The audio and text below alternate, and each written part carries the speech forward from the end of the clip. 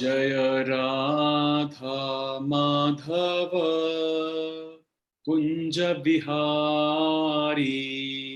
गाइए। जय राधा माधव। गाइए। कुंज बिहारी। गुड। जय राधा माधव कुंज बिहारी। गाइए।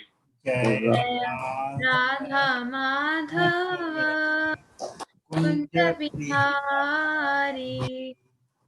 गोपीजन वल्लभ गिरिवर धारी। जय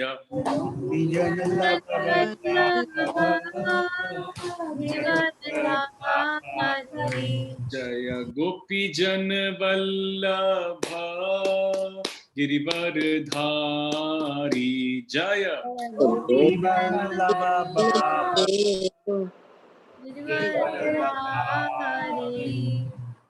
यशोदानंदन ब्रज जन रंजन। यशोदानंदन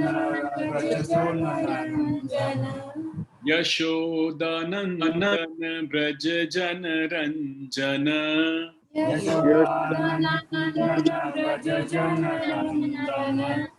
यशोदानंदन ब्रज जन रंजन। ब्रज जन रंजन। यशोदानंदन ब्रज जन रंजन।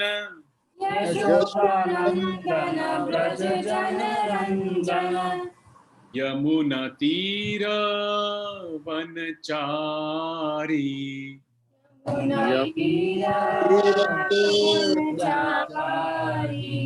यमुना तीर वनचारी।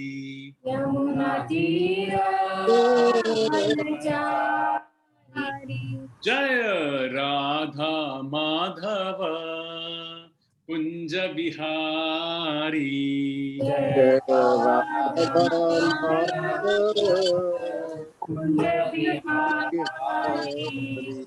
हरे कृष्णा कृष्णा कृष्णा हरे हरे। हरे राम राम राम हरे हरे। गाइए। हरे कृष्णा कृष्णा कृष्णा हरे हरे। हरे राम राम राम हरे हरे। राधा माधव राधे।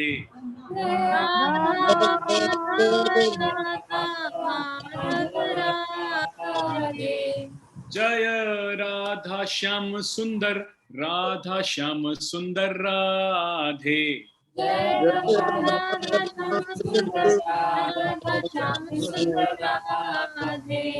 जय गौरनिताय जय गौरनिताय। गाइए।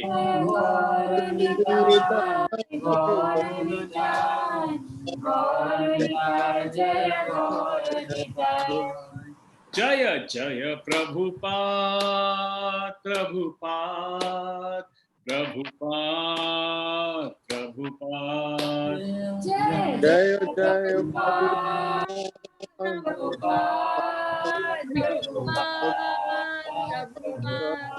जय जय गुरुदेव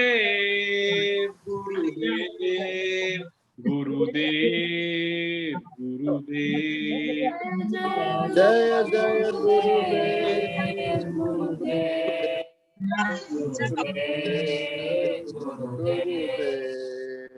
युग धर्म हरिनाम संकीर्तन की जय। शिला प्रभुपाद की जय। पिताए गौर प्रेमानंदे। हरि हरि बोल हरि हरि बोल। बहुत बहुत सुंदर। आप सब लोगों ने बहुत अच्छा गाया। और आज का हम अपना सत्र प्रारंभ करते हैं। आप सभी भक्तों का आज के इस सत्र में स्वागत है। और हम भगवत गीता का आज का जो सत्र है उसको रिज्यूम करने जा रहे हैं। तो मैं वापस से एक छोटा प्रेयर कर लेता हूँ। ओम अज्ञानतिमिरान्धनस्य ज्ञानाञ्जनशलाकया चक्षुरुन्मिलितं येन तस्मै श्री गुरुवे नमः। जय श्री कृष्ण चैतन्य प्रभु नित्यानंद, श्री अद्वैत गदाधर श्रीवासादि गौर भक्त वृंद। हरे कृष्णा कृष्णा कृष्णा हरे हरे, हरे राम राम राम हरे हरे।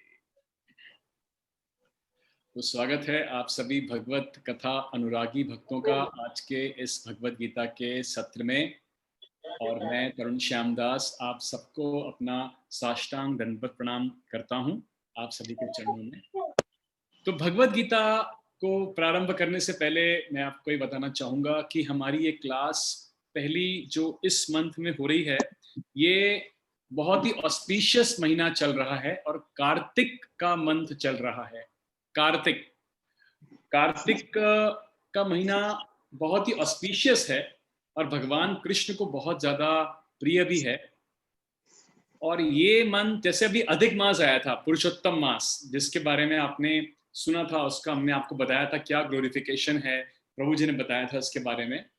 तो कार्तिक का जो मंथ है, ये मंथ इसलिए इतना ऑस्पिशियस माना जाता है क्योंकि कार्तिक के महीने में दामोदर लीला हुई थी। आपने कभी पेंटिंग्स देखी होंगी या फोटो देखी होंगी जहाँ यशोदा मैया छोटे से कृष्ण को उखल से बांधने का प्रयास कर रही हैं। छोटे से भगवान कृष्ण छोटे और उनको उखल से ना रस्सी से बांधने का प्रयास कर रही हैं। ये ऐसा आपने शायद कहीं देखा हो फोटो इस प्रकार का। तो ये जो लीला है जो मैं आपको बता रहा हूं, मतलब कार्तिक के मंथ के बारे में जो बता रहा हूं, ये दामोदर लीला कहती है। दामोदर, दाम मीन्स रस्सी, रस्सी, और उदर का मतलब होता है भगवान कृष्ण का जो उनका पेट है। तो दामोदर, दामोदर लीला, ये लीला हुई थी जहां भगवान कृष्ण ने एक दिन यशोदा मैया को बहुत परेशान कर दिया था। क्योंकि मैं आपको ये लीला शॉर्ट में बताता हूं, लेकिन इसका डिटेल्ड वीडियो आपको हमारे YouTube पे मिल जाएगा। और मैं आपको इसका डिटेल्ड वीडियो जो मेरी वाइफ सेवा राधा ने रिकॉर्ड किया है, उसने क्लास ली थी उसके ऊपर कि ग्लोरीज ऑफ कार्तिक मास, कार्तिक मास की महिमा के बारे में, वो मैं इस अपने व्हाट्सएप पे आपको पोस्ट भी कर दूंगा। तो ये जो दामोदर लीला थी, एक दिन भगवान कृष्ण और यशोदा मैया के बीच में बहुत ये लीला हुई, संपन्न हुई थी। यशोदा मैया सोचती हैं कि कृष्ण बाहर जाके माखन खाते हैं, दूसरों के घर में जाके चोरी करके माखन खाते हैं। मुझे लगता है कि हमारे घर में मैं माखन नहीं निकालती, हमारी जो दासियां हैं या जो और स्त्रियां हैं घर में काम करने वाली, वो माखन निकालती हैं, इसलिए कृष्ण हमारे घर का माखन नहीं खाते और बाहर जाके चोरी करके माखन खाते हैं। तो उस दिन माता यशोदा ने सोचा कि चलो कृष्ण के लिए आज मैं खुद माखन निकालूंगी। तो माखन वो भगवान कृष्ण के लिए निकालने लगी खुद स्वयं। तो भगवान कृष्ण नींद से उठ के बाहर आए और माता को देख के बहुत प्रसन्न हुए और माँ यशोदा के पास चले गए। माता ने उनको बहुत ही प्यार से लेके और उनको दूध पिलाने लगी। अचानक क्या होता है कि अंदर रसोई घर में उनका दूध उबलने रखा होता है और दूध उबलने का बिल्कुल पीक आ जाता है। तो माता यशोदा तुरंत भगवान कृष्ण को नीचे रख के अंदर भागती हैं रसोई में, दूध को, उफनते हुए दूध को हटाने के लिए। जब ऐसा होता है तो भगवान कृष्ण को बहुत क्रोध आता है कि मुझे ऐसे एकदम से रख दिया, मैं दूध पी रहा था, इतना मुझे अच्छा लग रहा था। तो भगवान कृष्ण क्रोध में आके ये लीला करते हैं और जो माखन यशोदा मैया ने बनाया होता है भगवान के लिए, उसको ऐसे फेंकते हैं और बंदरों को खिलाने लग जाते हैं। आसपास के बंदर वगैरह उनको खिलाने लगते हैं अपना माखन फेंक फेंक के। तो जब यशोदा मैया बाहर आती हैं तो देखती हैं कृष्ण भगवान ने सारा का सारा माखन फेंक दिया, सब कुछ बिखेर दिया, सब गंदा कर दिया। और उस दिन दिवाली का दिन होता है, ये लीला दिवाली के दिन हुई थी। तो माँ यशोदा बहुत क्रोधित हो जाती हैं कि मैंने इसके लिए माखन निकाला और इसने सब तोड़ ताड़ दिया और सब कुछ माखन फेंक दिया और बंदरों को खिला दिया। तब माँ यशोदा एकदम क्रोधित होके भगवान कृष्ण को दंड देने के भाव से, अब देखो supreme personality of God and भगवान कृष्ण की बात हो रही है, उनको सोचती कि आज तो मैं इसको सबक सिखाऊंगी और आज मैं इसको बांध देती हूं, इसने बहुत शरारती हो गया है। तब माता यशोदा भगवान कृष्ण को पकड़ने पीछे भागती हैं और भागती हैं, पकड़ती हैं और उखल, उखल होता है ना जिससे उखल जिससे कि माखन हम बनाते हैं, वो एक उखल होता है लकड़ी का, उससे भगवान कृष्ण को बांधने का प्रयास करती हैं। तो जब प्रयास करती हैं तो रस्सी हर बार 2 उंगली छोटी पड़ती थी, 2 उंगली से छोटी पड़ती थी रस्सी, जब भी बांधती थी 2 उंगली छोटी पड़ती थी। तो सोचती हैं ये क्या हो रहा है, फिर वो रस्सियां और लेके आती हैं, ग्वाल वालों से बोलती हैं और रस्सियां लेके आते हैं, फिर भी जब भी वो भगवान को बांधती हैं फिर से रस्सी 2 उंगली छोटी पड़ जाए। तो हर बार माँ यशोदा भगवान को बांधने का प्रयास करती हैं और भगवान बंध ही नहीं रहे, हर बार रस्सी जितनी आप डालते जाओ 2 उंगली छोटी पड़ती जाती है। तो हमारे आचार्य ने ये 2 उंगली का जो डिफरेंस का जो मीनिंग बताया वो ये कि एक तो हमारा प्रयास, पहली चीज क्या है, हमारा प्रयास, और दूसरा है भगवान की कृपा। तो जब भगवान देखते हैं कि माँ यशोदा बहुत थक गई हैं, पसीना आ गया है बहुत ज्यादा और बहुत ज्यादा परेशान हो रही हैं, मुझे बांध नहीं पा रही, तब भगवान खुद ही बंध जाते हैं। तो जब देखते हैं भक्त का प्रयास तो भगवान कृपा करके बंध जाते हैं। और बंधने के बाद जब माँ यशोदा उनको बांध के अंदर चली जाती हैं उखल से, तब भगवान एक और लीला करते हैं और तब भगवान नंद बाबा के घर के आंगन में 2 यमला अर्जुन ट्रीज, ट्विन ट्रीज, बड़े बड़े वृक्ष लगे होते हैं, उनको देख के क्रॉल करते हुए जाते हैं और उखल साथ में जाता है रगड़ता हुआ, और जब वो 2 वृक्ष के बीच में से निकलने का प्रयास करते हैं और उखल अटक जाता है दोनों वृक्षों के बीच में और जोर से खींचते हैं तो दोनों वृक्ष, ट्विन ट्रीज होते हैं बड़े, वो दोनों टूट के गिर जाते हैं।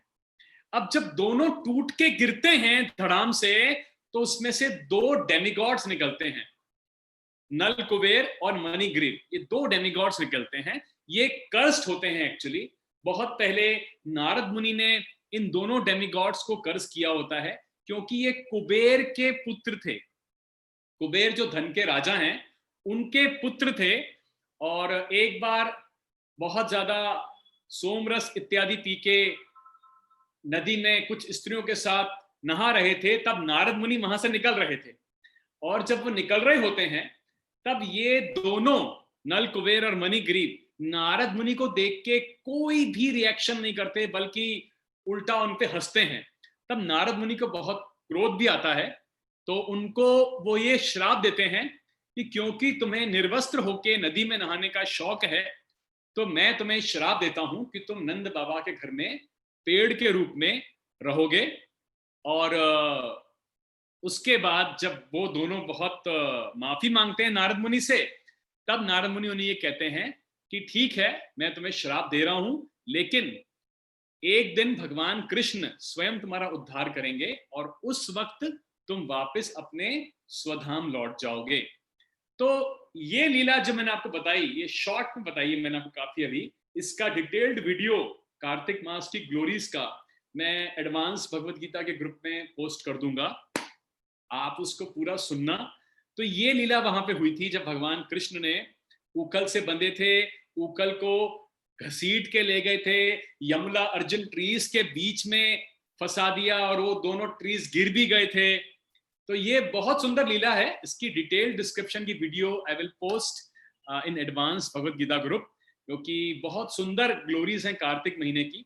और कार्तिक के मंथ के अंदर हमें हर रोज भगवान कृष्ण को उनकी इस ऐसे विग्रह को या ऐसे फोटोग्राफ को, या अगर ऐसा नहीं भी है तो भगवान कृष्ण को दीप का दान करना चाहिए। हर रोज हमें शाम को दीप का दान करना चाहिए और दीप जला के उनके चरणों में 4 बार करना चाहिए, चरणों में 4 बार करना चाहिए, उनके नेवल पे, नाभि पे 2 बार करना चाहिए, उनके चेस्ट पे, वक्षस्थल पे 3 बार और उनके मुखारबिंद पे हमें 7 बार दीप को घुमाना चाहिए।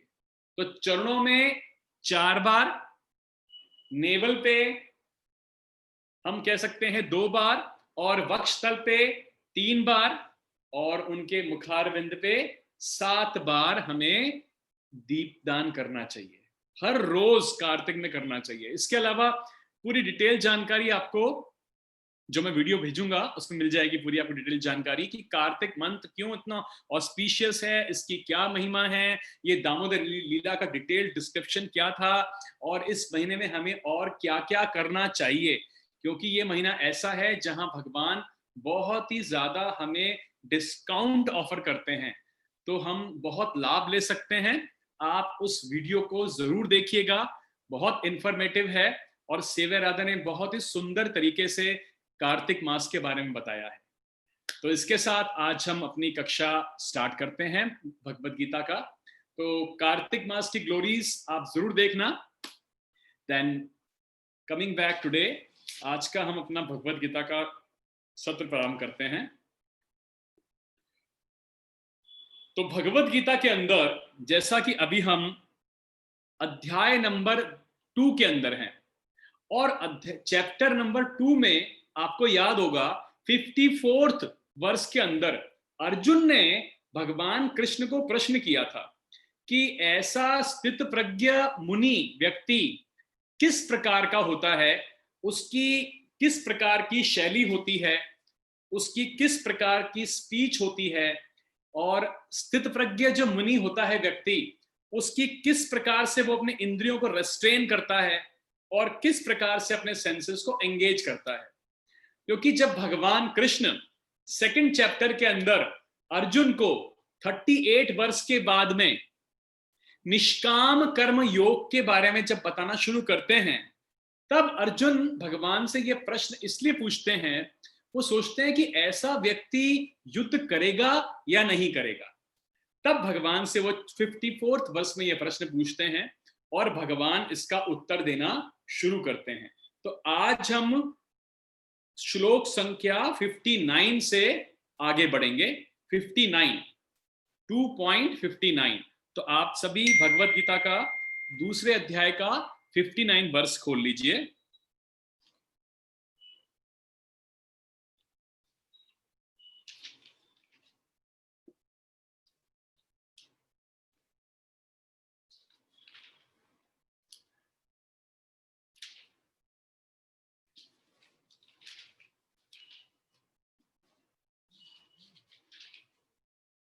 ओके, चलिए भगवद गीता यथारूप अध्याय नंबर 2 श्लोक संख्या 59।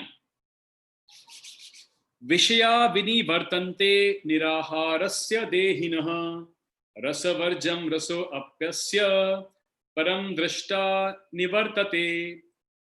विषया क्या मतलब हुआ? विषया का मतलब हुआ इंद्रिय भोग की वस्तुएं। विनिवर्तन्ते दूर रहने के लिए अभ्यास की जाती है। विहारस्य निषेधात्मक प्रतिबंधों से, देहिनः देहवान जीव के लिए, देहवान मतलब जीव जिसने देह को धारण किया हुआ है। रसवर्जम स्वाद का त्याग करता है। रसः भोगेच्छा, अपि यद्यपि है, अस्य उसका, परम अत्यंत उत्कृष्ट वस्तुएं, दृष्टवा अनुभव होने पर, निवर्तते वह समाप्त हो जाता है। अनुवाद और तात्पर्य श्रील प्रभुपाद के द्वारा। श्रील प्रभुपाद की जय। यहां प्रभुपाद लिखते हैं, देहधारी जीव इंद्रिय भोग से भले ही निवृत्त हो जाए पर उसमें इंद्रिय भोगों की इच्छा बनी रहती है, लेकिन उत्तम रस के अनुभव से ऐसे कार्यों को बंद करने पर वह भक्ति में स्थिर हो सकता है। उत्तम रस, हायर टेस्ट की बात की जा रही है। मैं दोबारा पढ़ता हूं, देहधारी जीव इंद्रिय भोग से भले ही निवृत्त हो जाए पर उसमें इंद्रिय भोग की इच्छा अंदर बनी रहती है। लेकिन हायर टेस्ट, उत्तम रस के अनुभव से ऐसे कार्यों को बंद करने पर वह भक्ति में स्थिर हो जाता है। पहले इसका मैं तात्पर्य पढ़ता हूं आपके लिए। देखिए, इस श्लोक के अंदर प्रभुपाद लिखते हैं, जब तक तो कोई अध्यात्म को प्राप्त न हो तब तक इंद्रिय भोग से विरत होना असंभव है। विधि विधान यानी प्रोसेस द्वारा इंद्रिय भोग को संयमित करने की विधि वैसे ही है जैसे किसी रोगी को किसी भोजन के पदार्थ खाने पर प्रतिबंध लगाना, किंतु इससे रोगी की न तो भोजन के प्रति रुचि समाप्त होती है, न वह ऐसा प्रतिबंध लगाया जाना चाहता है। इसी प्रकार अल्पज्ञानी मतलब कम बुद्धि, लेस इंटेलिजेंट व्यक्तियों के लिए इंद्रिय संयमन के लिए अष्टांग योग जैसी विधि की संस्तुति की जाती है, जिसमें यम, नियम, आसन, प्राणायाम, प्रत्याहार, धारणा, ध्यान आदि सम्मिलित हैं। किंतु जिसने कृष्ण भानामृत के पद पर प्रगति के क्रम में परमेश्वर कृष्ण के सौंदर्य का रस स्वादन कर लिया है, उसे जड़ भौतिक वस्तुओं में कोई रुचि नहीं रह जाती। अतः आध्यात्मिक जीवन में ये सारे प्रतिबंध अल्प ज्ञानी नवदीक्षित के लिए हैं। ऐसे प्रतिबंध तभी तक ठीक हैं जब तक कृष्ण भावनामृत में रुचि जागृत नहीं हो जाती, और जब वास्तव में रुचि जग जाती है तो मनुष्य में स्वतः ऐसी वस्तुओं के प्रति अरुचि उत्पन्न हो जाती है। तो भगवान कृष्ण इस श्लोक में अर्जुन को क्या कह रहे हैं कि देहधारी जीव, जो भी हम लिविंग एंटिटीज हैं, इंद्रिय भोग से, इंद्रिय सेंस ग्रेटिफिकेशन से भले ही हम उसको बंद कर दें या निवृत्त हो जाएं कि नहीं ये चीज मैं नहीं करूंगा, ये रिएक्शन आएगा इसका मुझे, मैं ये नहीं करूंगा, लेकिन उसके अंदर इंद्रिय भोग की इच्छा बनी रहती है, तो फिर वो उसका सॉल्यूशन क्या है? तो प्रभुपाद हमको यहाँ ये समझाते हैं कि अगर कोई कहता है कि ऑल राइट, ठीक है, मैं नहीं करूंगा ये काम जिसमें मुझे रिएक्शन मिलेगा, मैं ऐसा कार्य नहीं करूंगा जिसमें मुझे कोई रिएक्शन प्राप्त हो, अगर किसी प्रकार का कोई इंद्रिय भोग का कार्य है जिसका मुझे कोई रिएक्शन आने वाला है तो मैं वो कार्य नहीं करूंगा। लेकिन ये फोर्सफुल नेगेशन है कि हम अपने आप को फोर्सफुली नेगेट कर रहे हैं, जो कि टिक नहीं सकता। ये फोर्सफुल नेगेशन, सेंस ग्रेटिफिकेशन को रोकने का फोर्सफुल नेगेशन टिक नहीं सकता, क्योंकि भगवान यहां क्या कह रहे हैं? विषया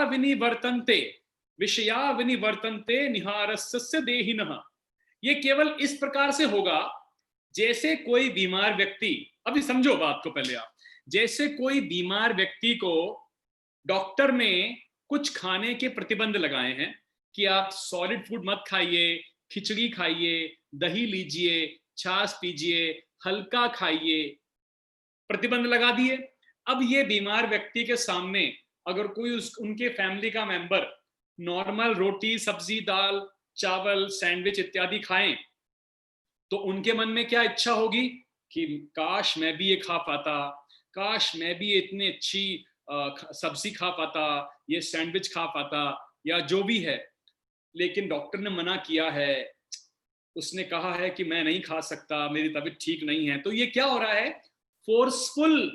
फोर्सफुली वो अपने आप को नेगेट करने की कोशिश कर रहा है। तो प्रभुपाद क्या लिखते हैं कि फोर्सफुली नेगेशन टिक नहीं सकता, क्योंकि डॉक्टर ने उसको बोला है इसलिए उसे करना पड़ रहा है, लेकिन वास्तविकता में अंदर से उनको खाने की इच्छा है, मतलब अंदर से उनकी इंद्रिय तृप्ति की इच्छा है, लेकिन इंस्ट्रक्शन दी है फिजिशियन ने, इसलिए वो नहीं खा सकते हैं। इसी प्रकार से बहुत सारी चीजें हैं जहां हम अगर रिफ्रेन करते हैं अपने आप को फोर्स से, या अपने आप को अगर हम अपने आप को रोकते हैं फोर्सफुली, तो व्यक्ति आध्यात्मिक प्रोग्रेस नहीं कर पाएगा। That is not the reflection, वो उसको हेल्प नहीं करेगा आध्यात्मिक प्रगति में। प्रोग्रेस इन स्पिरिचुअल लाइफ, अब प्रोग्रेस इन स्पिरिचुअल लाइफ का मीटर क्या है? हमको कैसे पता चलेगा कि मेरी आध्यात्मिक प्रगति हो रही है? अगर हमें ये देखना है कि मेरी आध्यात्मिक प्रगति हो रही है कि नहीं, जो भी मैं कर रहा हूं उसका मीटर जानने का ये है, अगर आपको कृष्ण भावनामृत एक्टिविटीज करने की इच्छा आपकी धीरे धीरे धीरे अगर बढ़ रही है, श्रवण की इच्छा बढ़ रही है, पढ़ने की इच्छा, भगवान के शास्त्र बढ़ रही है, या कीर्तन करने की इच्छा बढ़ रही है, या कोई सेवा करने की आप में इच्छा आ रही है, धीरे धीरे अगर आप देखते हैं जो आप पहले थे कुछ समय पहले और आज के अंदर आपको लगता है कि आपके अंदर काफी ऐसा परिवर्तन आया है जहां आपकी कृष्ण भावनामृत एक्टिविटी करने में आपको रुचि बढ़ रही है, इसका मतलब आध्यात्मिक प्रगति हो रही है और कहीं ना कहीं हमसे गुरु और कृष्ण प्लीज्ड हैं।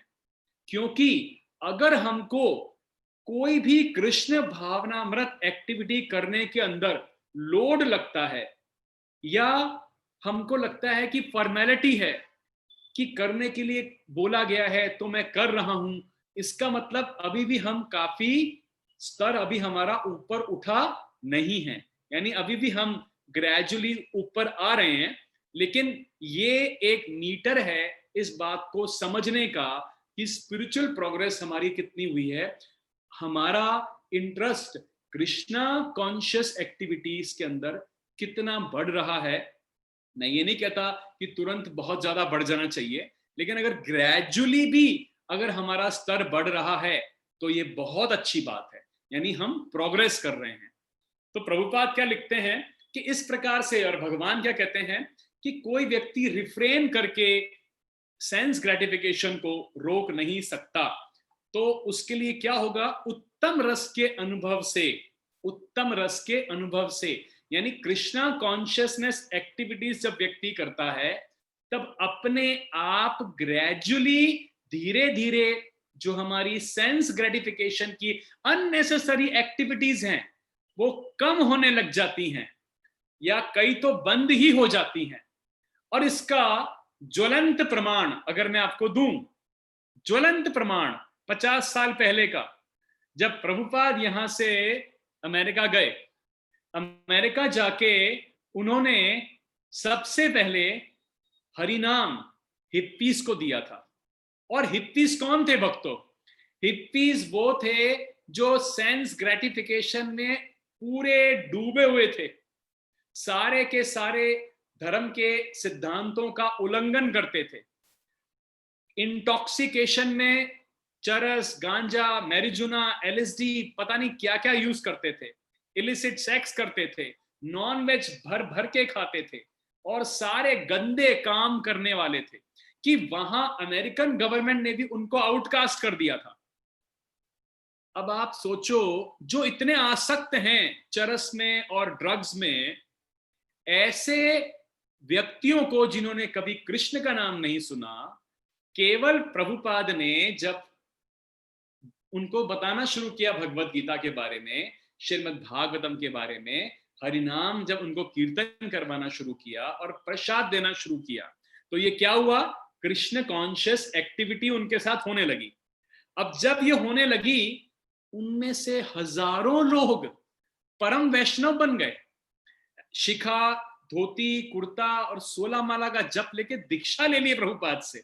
ऐसे व्यक्ति, और ऐसे कोई 1, 2, 10, 15, 25, 100 नहीं, हजारों की संख्या में, हजारों की संख्या में। मैं जो आपसे कहना चाह रहा हूं वो ये कि अननेसेसरी जो हमारा सेंस ग्रेटिफिकेशन है, जब व्यक्ति कृष्ण कॉन्शियसनेस एक्टिविटीज प्रैक्टिस करना शुरू करता है, प्रसाद ग्रहण करना, भगवान के नाम का जप करना, डिवोटीज का एसोसिएशन करना, अपने आप खाना, नॉनवेज खाना, ड्रिंकिंग, सिगरेट या जो भी हमारे गलत आते हैं, वो व्यक्ति को अपने आप छोड़ देती हैं, उन्हें मालूम भी नहीं पड़ता। और ये एग्जाम्पल इस्कॉन में बहुत सारे हैं जहां रोज नॉनवेज खाने वाले या रोज ड्रिंक करने वाले या रोज चेन स्मोकर व्यक्ति जब हरि नाम का उन्होंने जप करना शुरू किया, हरे कृष्ण महामंत्र का जप शुरू किया, तो अपने आप उनकी ये आदतें छूट गई जिनसे वो खुद परेशान थे, जिनसे वो खुद परेशान थे कि मैं सिगरेट छोड़ना चाहता हूं पर छूट नहीं रही। हरि नाम का जप करना शुरू किया, अपने आप बंद हो गया, उनको कोई एफर्ट नहीं करना पड़ा। तो प्रभुपाद हमें यहाँ पे ये बता रहे हैं, बहुत सुंदर चीज। और आप को मैं एक रेफरेंस दूं श्लोक का, यमुनाचार्य जी का, जो कि 60th वर्ष के पर्पट के अंदर है। 60th वर्ष का जो पर्पट है, नेक्स्ट श्लोक का 60th वर्ष, यततो हापि कौन्तेय पुरुषस्य विपश्रुतः इंद्रियाणि प्रमाथीनि हरन्ति प्रसभम मनः। इसके अंदर आप देखिए एक श्लोक है बीच में, यदवदी मम चेतः कृष्ण पदारविंदे नवनवर सधान मद्युत रंतु मासीत तदवदी बत नारी संगमे सुमर्य माने भवती मुख विकारः सुष्टु निष्ठि वनम च। ये यमुनाचार्य जी ने कहा है। यमुनाचार्य एक बहुत बड़े आचार्य थे। वो भक्त बनने से पहले एक बहुत बड़े राजा भी थे।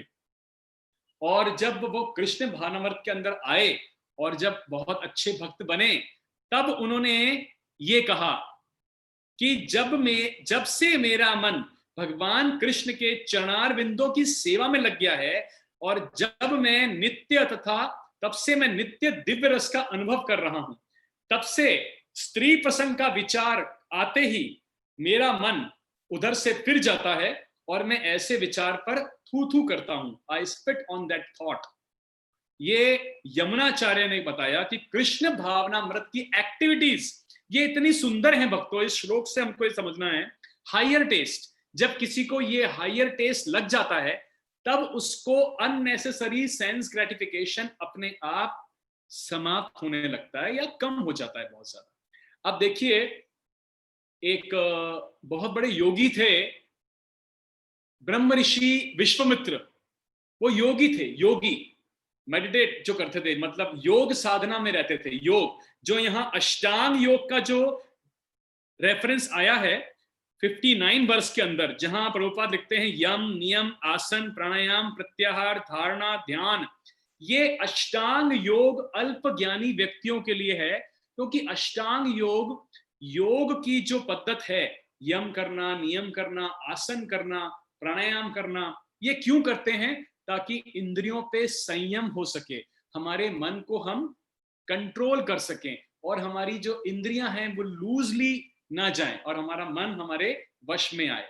ये अल्पज्ञानी व्यक्तियों के लिए इसलिए है क्योंकि पहली बात, अष्टांग योग कलयुग में करना बहुत मुश्किल है, साधारण बात नहीं है। इसीलिए कलयुग के अंदर अगर हम अपने मन को धीरे धीरे काबू करना चाहते हैं, तो कृष्ण भावनामृत की एक्टिविटीज से ही हमारा मन धीरे धीरे हमारी बात सुन करके कंट्रोल होना शुरू होता है। धीरे धीरे होगा। आज आपका मन कृष्ण भावनामृत के अंदर कंट्रोल हो रहा है। आप अपने मन को आज भगवत गीता के क्लास में लेके आए हो। आप स्वयं मन को नहीं तो मन बोलेगा मत जाओ कक्षा के अंदर, कुछ और कार्य करते हैं, कहीं घूमने चलते हैं, कुछ खाते हैं, कुछ और इत्यादि करते हैं। लेकिन आप अपने मन को मना पा रहे हो कृष्ण भावनामृत में मोड़ने के लिए। तो जैसे जैसे हम इसकी एक्टिविटीज प्रैक्टिस करते हैं, वैसे वैसे हायर टेस्ट प्राप्त करने से व्यक्ति भक्ति में स्थिर हो जाता है। और दूसरे श्लोक के अंदर भी भगवान क्या कहते हैं? हे अर्जुन, इंद्रियां इतनी प्रबल और वेगवान हैं कि वे उस विवेकी पुरुष के मन को भी बलपूर्वक हर लेती हैं जो उन्हें वश में करने का प्रयत्न करता है। यानी इंद्रियां जो है हमारी और हमारा मन इतनी वेगवान है कि बुद्धिशाली व्यक्ति जो कि सब कुछ जानता है, उसकी बुद्धि को भी हर सकती हैं बलपूर्वक, जो उन्हें कंट्रोल करने का वश में कोशिश कर रहा है। जैसे ब्रह्म ऋषि विश्वामित्र। यहां ब्रह्म ऋषि विश्वामित्र एक बहुत बड़े योगी थे जो ध्यान के माध्यम से अपने मन को और इंद्रियों को संयम करने का प्रयास कर रहे थे, ब्रह्म ऋषि विश्वामित्र। लेकिन जब मेनका को इंद्र ने भेजा कि आप जाओ और इनकी जाकर के साधना भंग करो, तो मेनका ने बहुत ही आसानी से उनकी साधना को भंग कर दिया, जो कि 60,000 साल से ब्रह्म ऋषि विश्वामित्र तपस्या कर रहे थे, ध्यान के अंदर योगी मेडिटेशन कर रहे थे वो, लेकिन मेनका ने आकर उनके साथ उनकी साधना को भंग कर दिया। उन्होंने मेनका से विवाह किया और पुत्री का जन्म हुआ जिसका नाम था शकुंतला, जिसका नाम था शकुंतला। ये एक एग्जाम्पल हुआ। और एक दूसरा एग्जाम्पल देता हूं आपको मैं। आज से 525 साल पहले हरिदास ठाकुर नाम के उच्च कोटि के भक्त और श्री कृष्ण चैतन्य महाप्रभु के एकदम क्लोज डिसाइपल हरिदास ठाकुर, भगवान श्री कृष्ण चैतन्य महाप्रभु के एकदम क्लोज डिसाइपल, और भगवान कृष्ण का वो एक दिन में 3 लाख बार नाम जप करते थे। 3 लाख। सिर्फ 2 या 3 घंटा ही वो सोते थे या जो भी कुछ करना है, बाकी 3 लाख। भगवान चैतन्य महाप्रभु ने उनको नामाचार्य की पदवी दी। किसकी पदवी दी? नाम आचार्य की। तो हरिदास ठाकुर के पास भी एक मुस्लिम राजा ने उनको भ्रष्ट करने के लिए एक बहुत ही सुंदर तवायफ या वेश्या को भेजा था हरिदास ठाकुर के पास, और कहा था कि इसका जाकर के तुम इसको भ्रष्ट कर दो। अब हरिदास ठाकुर भगवान कृष्ण के भक्त थे और 3 लाख जाप करते थे। आपको जान के आश्चर्य होगा कि हरिदास ठाकुर खुद तो भ्रष्ट होना दूर, 2 दिन के अंदर वो जो वेश्या उनके पास गई थी संग के लिए, वो वेश्या खुद एक अच्छी भक्त में कन्वर्ट हो गई। हरिदास ठाकुर के हरिनाम को सुनते सुनते वो वेश्या को उन्होंने भक्त बना दिया। तो कहने का मैं जो आपसे ये तात्पर्य मैं ये कहना चाह रहा हूं कि जब हम कृष्ण कॉन्शियसनेस एक्टिविटी को अच्छे से प्रैक्टिस करें, अच्छे से, विधि से, प्रोसेस से, तो ग्रेजुअली हमारी सारी अननेसेसरी जो भी हमारी आदतें हैं, जो भी व्यक्ति के अंदर है, वो ग्रेजुअली कम होना शुरू हो जाता है। तो यहां 60th वर्ष के अंदर भगवान क्या कहते हैं? विद्वान पुरुष, आप समझे बात को मेरी? विद्वान पुरुष मतलब इंटेलिजेंट आदमी होगा ना, वो भी उस इंद्रिय तृप्ति के अंदर आ सकता है और गिर सकता है। मतलब इंद्रियों का वेग इतना प्रबल है, कहते हैं अर्जुन को, मेरी माया इतनी प्रबल है अर्जुन कि कितना भी बलशाली व्यक्ति भी होगा ना, अगर वो सोचेगा कि नहीं मैं स्थिर रहूंगा, मैं ऐसे कर लूंगा, मैं वैसा कर लूंगा, मैं कंट्रोल कर लूंगा, वो व्यक्ति का फॉल डाउन हो सकता है। और ये हम समाज में देख रहे हैं। अब देखो, प्रभुपाद हमको यहाँ पे ये बताते हैं, प्रभुपाद हमें क्या कहते हैं कि हम जानते हैं कि ब्रह्मचारी, वानप्रस्थ, संन्यास ऑर्डर्स हैं समाज के। ब्रह्मचारी, गृहस्थ, वानप्रस्थ, संन्यास ऑर्डर्स। और जो ब्रह्मचारी, वानप्रस्थ और संन्यास, उनके लिए स्ट्रिक्ट इंस्ट्रक्शन है कि एसोसिएशन ऑफ विमेन आपको नहीं रखना है। किसके लिए? ब्रह्मचारी के लिए, वानप्रस्थ के लिए, वानप्रस्थ मतलब 50 के बाद वाला व्यक्ति, और संन्यास, उनको एसोसिएशन ऑफ वुमेन स्ट्रिक्टली उनके लिए अलाउड नहीं है। केवल गृहस्था जो मैरिड हैं वो अलाउड है उनको कि वो अपने परिवार के साथ में रह सकते हैं। अदरवाइज श्रीमद् भागवत के अंदर नारद मुनि ने महाराज युधिष्ठिर को उनके राजसूय यज्ञ के उत्सव में एक उपदेश दिया था। बहुत ध्यान से आप सुनना भक्तों। और ये कहा था कि इंद्रियों का वेग इतना प्रबल है कि अगर कोई भी व्यक्ति, चाहे वो सन्यासी हो, चाहे वो व्यक्ति ब्रह्मचारी हो, चाहे वो व्यक्ति वानप्रस्थ हो, उसको किसी भी विमेन के साथ अकेले में नहीं रहना चाहिए। यहां तक कहा उन्होंने, शास्त्र में यहां तक विधान है कि किसी भी व्यक्ति को बहुत ही ज्यादा एकांत में अपनी खुद की पुत्री, बहन या माता के साथ भी नहीं रहना चाहिए। ये बात सुनने में मुझे भी शुरू में अजीब लगता था, लेकिन आज हम समाज में देख रहे हैं ऐसी बहुत सी अजीब अजीब बातें हो रही हैं, जहां पर हम देखते हैं कि भाई बहन या पिता पुत्री के बीच में कई प्रकार के हमने बातें सुनी हैं या आप अखबार में पढ़ेंगे। क्यों? ये शास्त्र प्रमाण है। और स्क्रिप्चर्स क्या बोलते हैं? नारद मुनि कहते हैं क्योंकि इंद्रियों का वेग इतना प्रबल है कि बुद्धिशाली व्यक्ति का भी माइंड हिला सकती है। तो साधारण पुरुष की तो बात ही क्या है, साधारण पुरुष की तो बात ही क्या है। इसीलिए किसी भी समझदार व्यक्ति को, किसी भी व्यक्ति को अकेले के अंदर भी, बहुत ज्यादा अकेले के अंदर भी, अपने घर की फीमेल्स के साथ भी नहीं रहना चाहिए। पता नहीं कब व्यक्ति की इंद्रियों का वेग खराब हो जाए या व्यक्ति भ्रष्ट हो जाए। ये श्रीमद् भागवतम में 7th कैंटो के अंदर नारद मुनि ने बहुत सुंदर तरीके से महाराज युधिष्ठिर को इसका उपदेश दिया है। और इसका भगवत गीता के अंदर भगवान ने क्या बोला कि ऐसा कोई बहुत ज्यादा इंटेलिजेंट व्यक्ति भी अगर है, लर्नेड पर्सन भी अगर है, विवेकी पुरुष के मन को भी बलपूर्वक हर लेती है। विवेकी मतलब इंटेलिजेंट, जो नॉलेज के अंदर है, जो सब कुछ समझता है, जानता है, फिर भी उसके भी बुद्धि को बलपूर्वक इंद्रियां हर सकती हैं। तो यहां पर हमने इस श्लोक के अंदर देखा। अब हम 61 श्लोक की तरफ चलते हैं। तानि सर्वाणि संयम्य युक्त आसीत मत्परः वशे हि यस्येन्द्रियाणि तस्य प्रज्ञा प्रतिष्ठिता। और जो इंद्रियों को पूर्णतया वश में रखते हुए इंद्रिय संयमन करता है और अपनी चेतना को मुझ में स्थिर कर देता है, वह मनुष्य स्थिर बुद्धि कहलाता है। सो हमें प्रभुपाद कहते हैं कि we have to come to this point, we have to come to this point. कौन सा पॉइंट है वो, क्या पॉइंट है? तानि सर्वाणि संयम्य युक्त आसीत मत्परः। सर्वाणि, there are so many senses, बहुत सारे हमारे सेंसेस हैं, हम you can control your senses.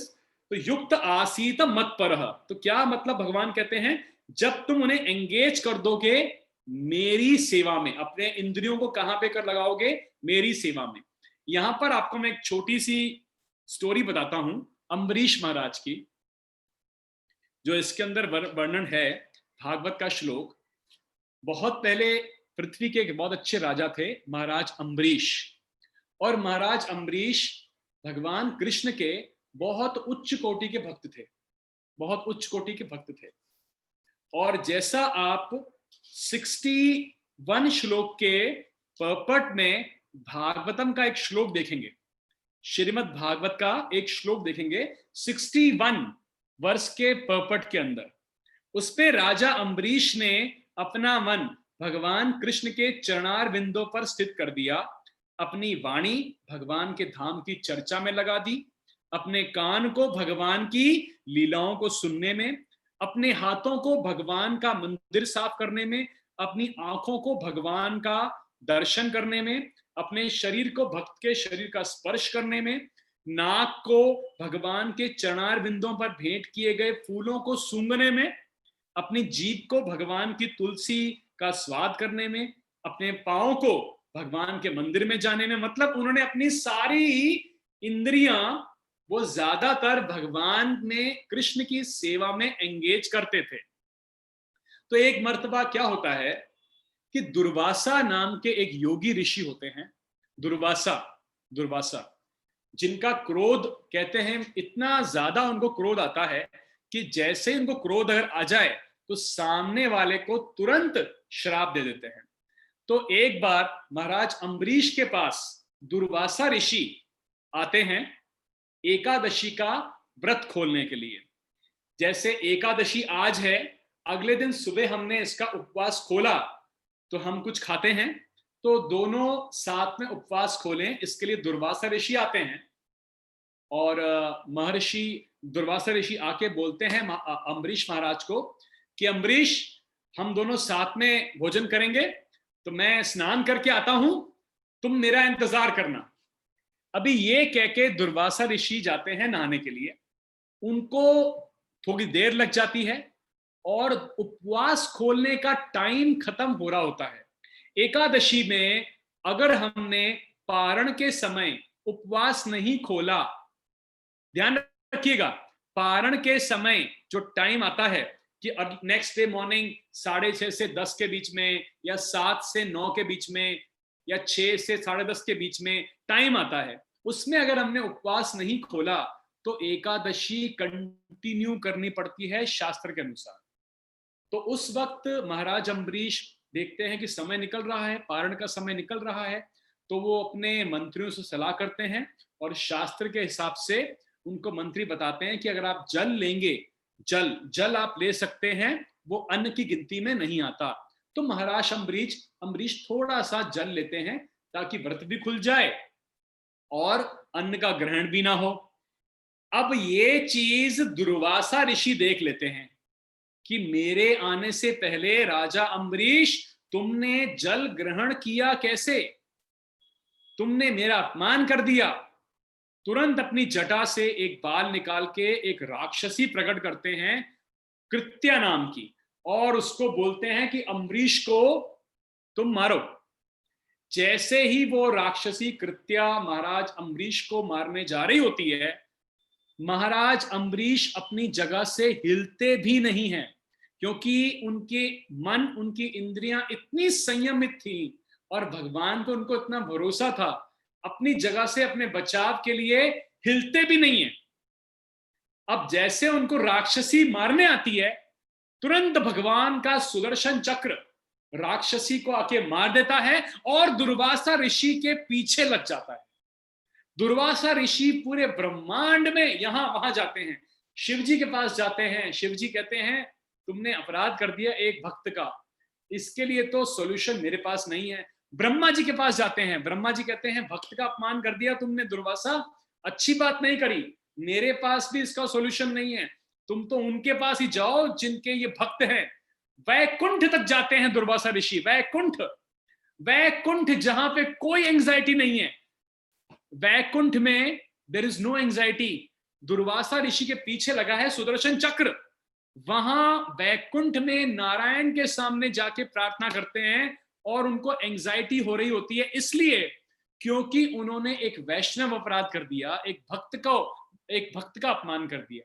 तो भगवान उनको कहते हैं कि दुर्वासा, मैं भक्त के दिल में बसता हूं और तुमने तो मेरा दिल तोड़ दिया, मैं तुम्हें क्षमा नहीं कर सकता। हाँ, अगर अम्बरीश तुम्हें क्षमा करे तो ही कुछ हो सकता है। तब दुर्वासा ऋषि महाराज अम्बरीश के पास आके उनको प्रणाम करते हैं साष्टांग और माफी मांगते हैं। तब अम्बरीश महाराज रिक्वेस्ट करते हैं सुदर्शन चक्र से कि आप इन्हें कुछ मत कहिए, प्रार्थना करते हैं। तब सुदर्शन वहां से चले जाते हैं। मैं जो आपसे कहना चाह रहा हूं, ये जैसे अभी हमने देखा कि किस प्रकार से अम्बरीश महाराज, क्योंकि भगवान की भक्ति में अपने सारे सेंसेस को एंगेज करते थे, सारे सेंसेस को प्रयत्न करते थे एंगेज करने का, ही वाज सो कंट्रोल्ड कि जब उन पे अटैक हुआ वो हिले भी नहीं। हाँ, और जब उनका अपमान दुर्वासा ने किया या उनको मारने का प्रयत्न किया, तब किस प्रकार से भगवान ने भी उनका साथ नहीं दिया और बोला कि भक्त का, अगर मेरे भक्त का तुम अपमान करोगे, मेरे भक्त का दिल दुखाओगे, तो मैं तो भक्त के दिल में ही रहता हूं, तो तुमने तो मेरा ही दिल तोड़ दिया। तो ये महाराज अम्बरीश का एग्जाम्पल यहाँ पर प्रभुपाद ने भी इसलिए दिया है कि जो व्यक्ति पूर्णतया वश में रखते हुए इंद्रिय संयमन करता है और अपनी चेतना को भगवान कहते हैं मुझ में स्थिर कर देता है, वह मनुष्य स्थिर बुद्धि कहलाता है। स्थिर बुद्धि, स्टेबल माइंड का व्यक्ति है, वो स्थिर बुद्धि मनुष्य है। तो आज हम अपना भगवद गीता का हम इस श्लोक तक ही कवर अप करेंगे, 61 तक, क्योंकि मुझे आपको एक बहुत सुंदर लीला भी बतानी है, बहुत सुंदर लीला है जो मैं आपको बताने के लिए चाह रहा हूं। तो आज हमने कवर अप किया है 59, 60 एंड 61।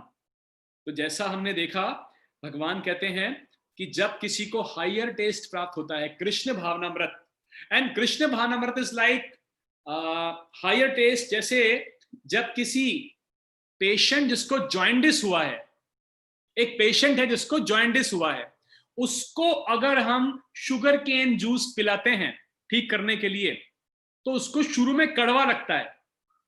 जॉइंडिस में हम जब पीते हैं गन्ने का रस, तो हमारी टंग का टेस्ट कड़वा उसको फील होता है, लेकिन जैसे जैसे हम पीते हैं रोज पीते हैं और हमारी बीमारी ठीक होने लगती है, तो वही गन्ने का रस हमें मीठा लगने लगता है।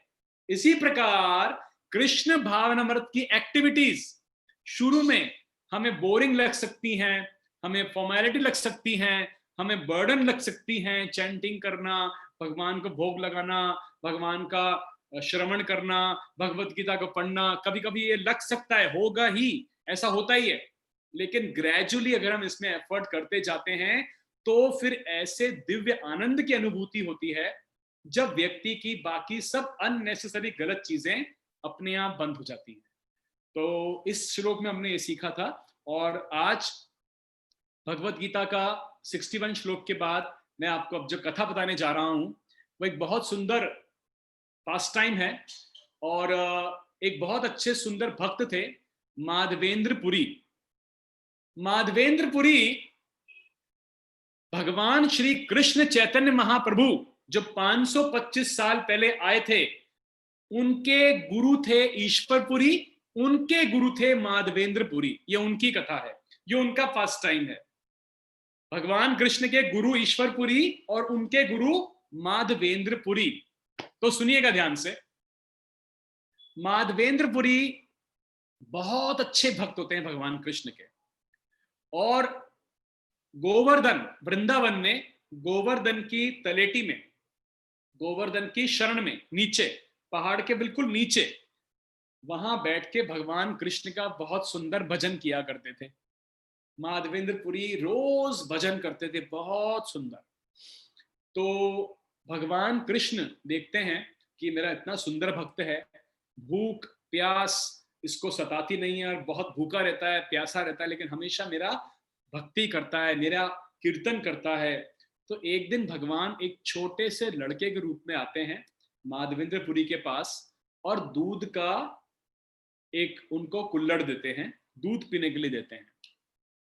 तो वो पूछते हैं, माधवेंद्र पुरी पूछते हैं भगवान बालक से कि तुम्हें कैसे पता कि मैं भूखा हूं? तो वो कहते हैं कि यहाँ गांव की औरतों ने बताया कि आप यहाँ बैठ के भजन करते हैं और कुछ खाते पीते ज्यादा है नहीं, इसलिए मैं आपके लिए दूध लेके आया। तो वो दूध पीते हैं माधवेंद्रपुरी, और उनको वो लड़का तुरंत वहां से भगवान चले जाते हैं, उनको दिखते भी नहीं है।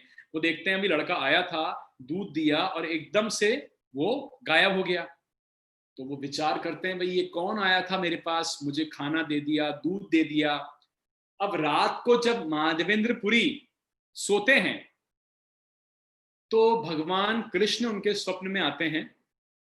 भगवान उस बालक के रूप में आते हैं जो बालक उनको दिन में दूध का प्याला देके गया था, और वो बालक के रूप में आके कहते हैं कि तुम मेरा भजन करते हो, मैं बालक के रूप में आया था और मैं तुम्हें एक आदेश देना चाहता हूं कि मैं गोवर्धन के पास बहुत सारी झाड़ियां हैं और मैं वहां पर मेरा जो विग्रह है वहां पर मैं दबा हुआ हूं, और वहां पर बहुत लंबे समय से मैं दबा हुआ हूं। उस विग्रह, मेरा जो विग्रह है झाड़ के अंदर दबा हुआ है। मैं चाहता हूं कि तुम मुझे वहां से निकालो, क्योंकि मुझे यहाँ बहुत गर्मी लगती है, बहुत मुझे यहाँ गर्मी लगती है। तब माधवेंद्रपुरी अगले दिन तुरंत उठ जाते हैं और वृंदावन के सब लोगों को इकट्ठा करते हैं और बताते हैं कि मुझे स्वप्न में भगवान ने आकर के ये आदेश दिया है कि गोवर्धन की तलेटी में झाड़ियों के नीचे भगवान गोपाल भगवान का विग्रह दबा हुआ है और उन्हें बहुत ही गर्मी लग रही है। तो सब लोग जाकर के वहां पर झाड़ियां हटाते हैं, थोड़ा हटाते हैं, मिट्टी पत्थर खोदते हैं, तो देखते हैं गोपाल का विग्रह वहां पे होता है, भगवान कृष्ण का वहां विग्रह उनको मिलता है। तो सब लोग विग्रह को निकालते हैं, उनको साफ करते हैं, धोते हैं, नहलाते हैं, श्रृंगार करते हैं, और उनकी पूजा अर्चना वहां पे शुरू हो जाती है। एक छोटा सा मंदिर भी वहां बन जाता है।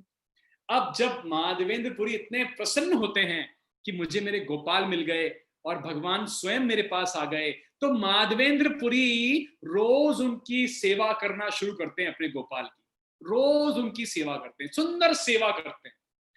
अब एक दिन भगवान फिर उनके स्वप्न में आते हैं, गोपाल स्वयं, और फिर आके कहते हैं कि माधवेंद्र, मुझे अभी भी गर्मी काफी लगती है क्योंकि मैं बहुत लंबे समय से दबा हुआ था, इसलिए मैं चाहता हूं कि तुम मलय पर्वत से मेरे लिए चंदन लाओ और मुझे उसका लेप करो, तब जाके मुझे ठंडक होगी। और मलय पर्वत कहाँ है? उड़ीसा, जगन्नाथपुरी के पास में, और ये वृंदावन में है।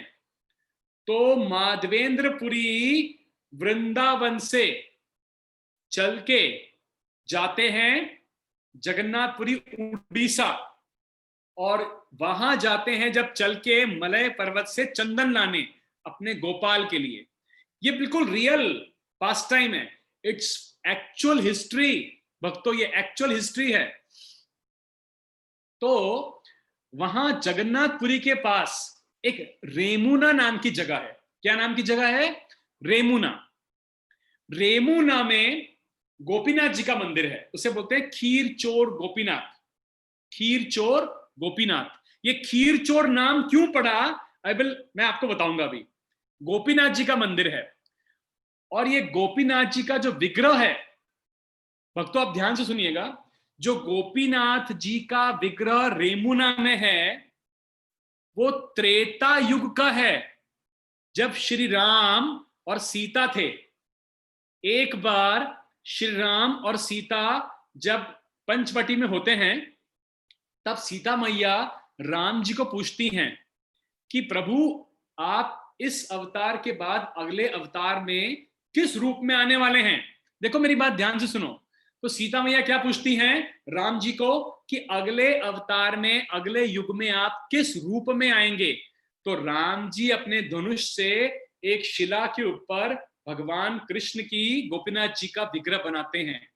स्वयं वो सेम त्रेता युग का विग्रह गोपीनाथ मंदिर है रेमुना में। दैट ओरिजिनल सेम विग्रह जो राम जी ने सीता जी को अपना रूप बताया कि अगले इस जन्म में मैं इस अवतार में मर्यादा पुरुषोत्तम हूं, लेकिन अगले अवतार में मैं सारी मर्यादा तोड़ने वाला हूं। और भगवान गोपीनाथ जी का, कृष्ण भगवान का विग्रह शिला पे अपने धनुष से बनाते हैं। वो शिला, आप सुन रहे मेरी बात को, वो शिला रेमुना गांव में जगन्नाथपुरी के पास में है गोपीनाथ। उस मंदिर को क्या बोलते हैं? खीर चोर गोपीनाथ। ओके, तो माधवेंद्रपुरी चंदन लेने के लिए वहां जाते हैं। तो वो उस मंदिर में पहुंचते हैं कि बहुत यहाँ मानव मंदिर है भगवान का, और वहां बहुत अच्छा प्रसाद मिलता है खीर का। तो वो जाते हैं और देखते हैं कि भगवान गोपीनाथ जी को खीर का बहुत सुंदर प्रसाद लग रहा है। तो माधवेंद्रपुरी को वो खीर का प्रसाद देख के ऐसी इच्छा करती है कि अरे ये कितना स्वाद प्रसाद होगा, मेरे गोपाल खाएंगे तो उनको कितना अच्छा लगेगा। वो गोपाल जो वृंदावन में है, जिनके लिए वो चंदन लेने आए हैं यहाँ पे, कि मेरे गोपाल खाएंगे अगर ये तो कितना अच्छा होगा ना, ये खीर कितनी सुंदर लग रही है, मेरे गोपाल खाएंगे तो कितना अच्छा होगा। फिर अचानक वो सोचते हैं कि अरे मैं कितना मूर्ख हूं, भगवान को भोग लग रहा है और मैं कैसा विचार कर रहा हूं कि खीर कितनी स्वादिष्ट होगी, मैंने अच्छा काम नहीं किया, अपराध कर दिया। मंदिर के बाहर जाते हैं और बैठ जाते हैं और कीर्तन शुरू कर देते हैं। अब रात को ये गोपीनाथ मंदिर के पुजारी के स्वप्न में गोपीनाथ जी आते हैं और कहते हैं मेरा एक भक्त माधवेंद्रपुरी के नाम से मंदिर के बाहर बैठा है अकेला पेड़ के नीचे, उसने खीर नहीं खाई, उसको प्रसाद नहीं मिला है, मैंने उसके लिए एक मटकी प्रसाद चोरी करके अपने विग्रह के पीछे रख दिया है। अपने विग्रह के पीछे तुम जाओ, मेरे विग्रह के पीछे वो तुम्हें मटकी मिलेगी, वो खीर लेके मेरे भक्त को दो। तो पुजारी नींद में उठता है, कहता ये क्या स्वप्न आ गया मेरे को। तुरंत जाते हैं, मंदिर खोलते हैं, गोपीनाथ जी को देखते हैं, पीछे देखते हैं, मटका पड़ा हुआ है खीर का, एज इट इज, जैसा भगवान ने बोला, जैसे सपने में आया। वो पुजारी दंग कि ऐसे उच्च कोटि के भक्त हैं जिनके लिए भगवान ने खीर चुरा ली, खीर चोरी कर दिया भगवान ने भक्त के लिए। तब वो खीर का मटका लेके बाहर ढूंढते हैं माधवेंद्रपुरी को, और वो उनको जैसे ही मिलते हैं उन्हें साष्टांग करते हैं और बोलते हैं ये देखिए भगवान ने आपके लिए खीर चुराई है, मेरे स्वप्न में आए और बोला कि आपका नाम माधवेंद्रपुरी है, आपने खीर नहीं खाई है, ये मटका आपके लिए गोपीनाथ जी विग्रह ने चोरी किया और आपके लिए भेजा है। ये एक्चुअल बात बता रहा हूं आपको मैं, हिस्ट्री है। और माधवेंद्रपुरी जी की समाधि वहीं पर ही है। तो क्या होता है, वो इतने प्रसन्न होते हैं, माधवेंद्रपुरी इतने प्रसन्न होते हैं कि खीर भी खाते हैं और उस मटके को, जो मटका था जिसमें खीर थी, उसको तोड़ देते हैं और उसकी मिट्टी को भी रोज थोड़ा थोड़ा खाते थे। अब ये बात फैल जाती है पूरे गांव में और जगन्नाथपुरी के राजा को मालूम पड़ती है कि इतना उच्च कोटि का भक्त जिसके लिए स्वयं भगवान ने खीर चोरी कर ली, इसलिए वहां पे नाम पड़ा खीर चोर गोपीनाथ। हाँ, तो राजा उनको बुलवाता है, तो माधवेंद्रपुरी आते हैं और राजा पूछता है जगन्नाथपुरी के कि आप किस उद्देश्य से यहाँ पे आए। तो वो कहते हैं कि मैं अपने भगवान गोपाल के, वृंदावन के गोपाल के लिए मलय पर्वत से चंदन लेने आया था, चंदन। तो राजा उनके लिए खूब सारा चंदन की व्यवस्था कर देते हैं। अब जब भगवान के लिए वो चंदन ले लेते हैं तो भगवान फिर उनके स्वप्न में आते हैं और कहते हैं कि माधवेंद्र, तुम चंदन यहां मत लेके आओ, वृंदावन से वृंदावन लेके मत आओ, तुम गोपीनाथ का जो मंदिर है मेरा विग्रह, उसी को तुम चंदन का लेप कर दो तो मुझे यहां ठंडक मिल जाएगी। रेमुना गांव के गोपीनाथ, खीर चोर गोपीनाथ मंदिर के विग्रह को तुम चंदन लगा दो तो मुझे यहां ठंडक मिल जाएगी। तब माधवेंद्रपुरी गोपीनाथ जी के मंदिर में चंदन का वहां पे लेप करते हैं और आज भी चंदन का लेप खीर चोर गोपीनाथ जी के मंदिर में किया जाता है, आज भी किया जाता है। आज भी वहां पर खीर का प्रसाद बहुत ही स्वादिष्ट मिलता है। रेमुना 150 किलोमीटर जगह है पुरी से, जगन्नाथपुरी से, लेकिन जाना ही चाहिए हर व्यक्ति को, अपने इस जन्म के अंदर कोशिश करनी चाहिए। तो वहां पर सेवा करते करते फिर उनकी समाधि होती है और वो देह त्याग करते हैं और वहां पर माधवेंद्रपुरी की समाधि भी है। और माधवेंद्रपुरी कौन थे? भगवान श्री चैतन्य महाप्रभु के गुरु, मतलब भगवान श्री कृष्ण चैतन्य महाप्रभु के गुरु कौन थे? ईश्वरपुरी, उनके गुरु माधवेंद्रपुरी। तो आप समझे कथा को, ये रियल पास्ट टाइम है, इट्स अ हिस्ट्री। मैं उस मंदिर में गया हूं, वो मंदिर का विग्रह खीर चोर गोपीनाथ का आप देखोगे ना तो आपको समझ में नहीं आएगा। ये जो शिला है ना, शिला जिस पे राम जी ने भगवान का बनाया था, वो आप समझ सकते हो कि ये इस युग का है ही नहीं मटेरियल। आप समझे मेरी बात को? आपको लग जाएगा ये कलयुग का मटेरियल ही नहीं है, कहीं देखेगा ही नहीं आपको ऐसा।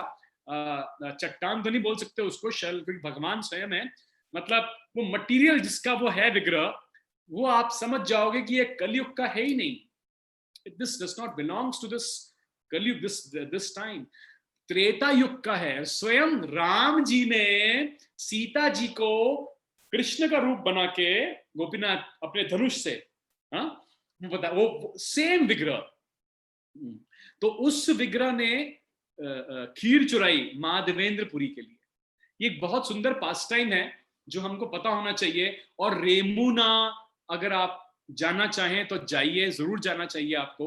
और बहुत पास में है, करीब 2 घंटे का रास्ता है जगन्नाथपुरी से, लेकिन ये मंदिर के दर्शन जरूर करने चाहिए, बहुत ही। और वहाँ इस्कॉन का हमारा सेंटर भी है, बहुत सुंदर वहाँ सेंटर भी है, बहुत छोटा सेंटर है, बहुत अच्छा सेंटर है। तो ये कथा थी माधवेंद्रपुरी जी के बारे में जो मैं आपको बताना चाह रहा था, और किस प्रकार से उनके लिए भगवान ने स्वयं खीर चोरी करी। और ये ज्यादा पुरानी बात नहीं है, ये 600-700 साल पुरानी बात है, 600 साल की पहले की बात है, बहुत ज्यादा पुरानी बात नहीं है। ये आज भी वहां पर खीर का प्रसाद मिलता है, बहुत सुंदर। आज भी वहां पर भगवान को चंदन का लेप लगता है और लेप से उतरा हुआ भगवान का उतरा हुआ चंदन भी मिलता है प्रसाद। तो बहुत ही अच्छी जगह है और हमको वहां पे जाना ही चाहिए। तो तो यहाँ पर हम अपने आज के सत्र को विराम देंगे और मैं आपसे रिक्वेस्ट करूंगा वापस से कि दामोदर की जो मैंने आपको शॉर्ट लीला बताई थी उसका जो मेरी वाइफ ने एक बहुत अच्छा बनाया है, उसका क्लास लिया था कल, ग्लोरीज ऑफ कार्तिक मास। तो वो ग्लोरीज ऑफ कार्तिक मास का लिंक आपको हमारे यूट्यूब के चैनल पे मिल जाएगा, नहीं तो मैं उसका सेपरेटली आपको लिंक ग्रुप में डाल दूंगा। कार्तिक मास में भगवान का रोज दीपदान कीजिएगा, चरणों में 4 बार करना है, और उसके बाद नेवल पे हमें 2 बार, वक्षस्थल पे 3 बार और मुखारविंद पे 7 बार।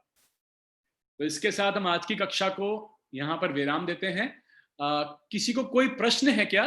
Any questions? एनी क्वेश्चंस इस कथा से संबंधित या किसी भी चीज से संबंधित कोई प्रश्न हो तो आप पूछ सकते हैं।